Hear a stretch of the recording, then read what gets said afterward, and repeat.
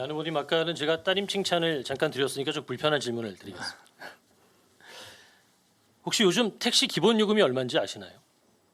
3,500원 정도 아닙니까?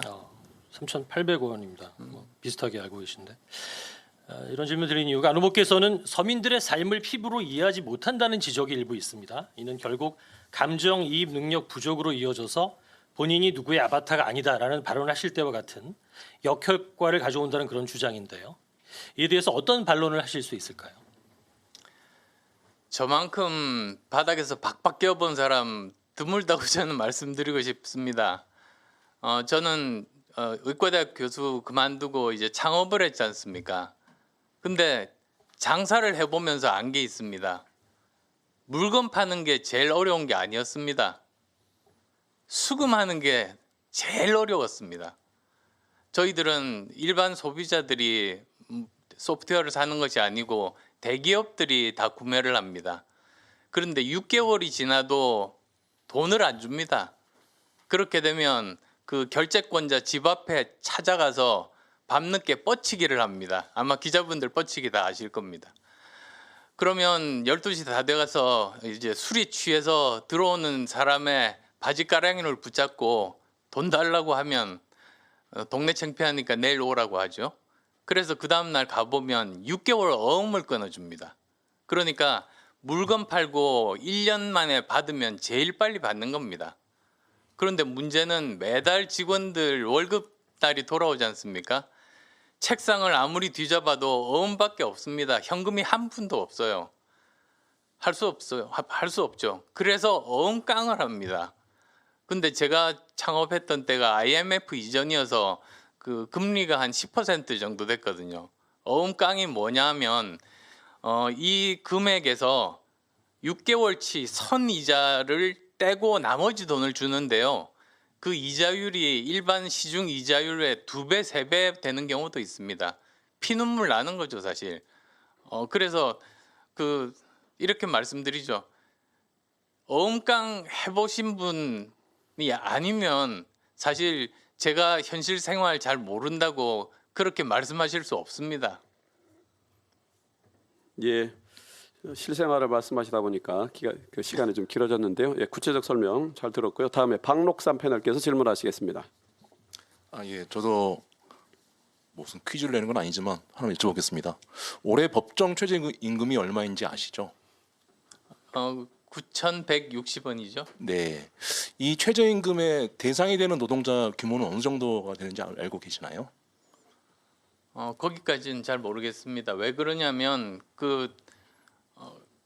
대상은 되지만 실제로는 그것도 못 받는 사실은 불법적인 노동자 숫자가 굉장히 많은 걸로 알고 있기 때문입니다. 네, 뭐 대략 한 500만 명 안팎 정도로 이렇게 얘기가 되고 있는데요. 이 최저임금이 적정하다고 생각하시나요, 후보께서는?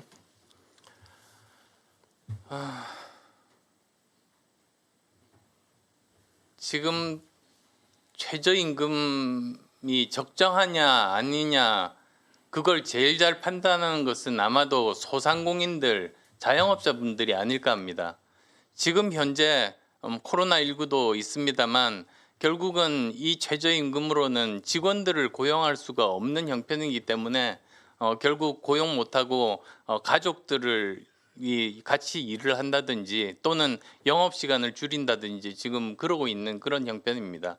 따라서 사실 이 최저임금을 설정을 할 때는 정치적인 논리보다도 실제 경제 상황에서 이 자영업자들이 적응할 수 있는 그런 정도 수준으로 올리는 것이 맞지 않습니까? 근데 지금까지는 그러지 못했던 거죠.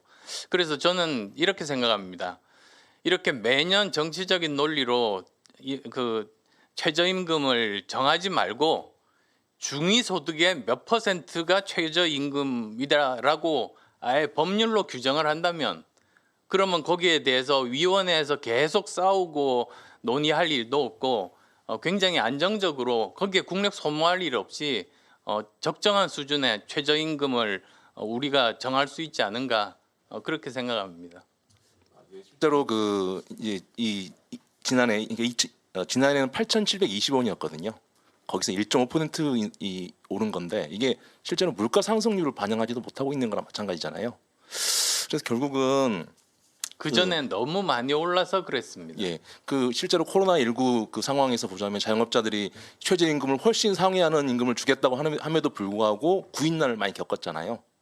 저는 이제 그런 부분들이 결국은 단순하게 최저임금이 뭐 많이 올랐다, 많다, 적다 이런 부분으로 이렇게 접근하기보다는 어떤 그 이 자영업자들도 필요하다면 더 많은 임금을 주고도 쓸 수 있는 상황인 건데 구인난을 겪었던 것처럼 그런 어떤 그 조정할 수 있는 자영업자들의 어떤 어려움과 그리고 최저임금 대상자 500만 명에 이르는 그 대상자들 사이에서의 그 어려움들을 조정할 수 있는 어떤 그런 대책들이 필요하지 않을까 싶은 생각이 듭니다. 더 근본적으로는 사실 우리나라가 왜 다른 나라보다 자영업자가 많을까? OECD 국가 중에서 우리가 자영업자 비율이 굉장히 높은 나라 아니겠습니까? 그거는 사실 우리나라가 충분하게 우리나라 인구에 비해서 제대로 된 좋은 일자리가 없기 때문입니다, 사실. 그래서 어떻게 하면 좋은 일자리를 만들 것인가? 그게 제가 말씀드린 555 정책이거든요.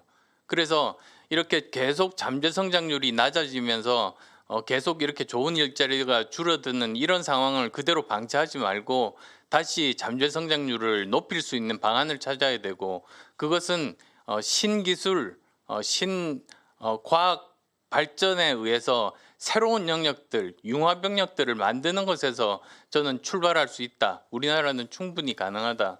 저는 그런 생각을 하고 있습니다.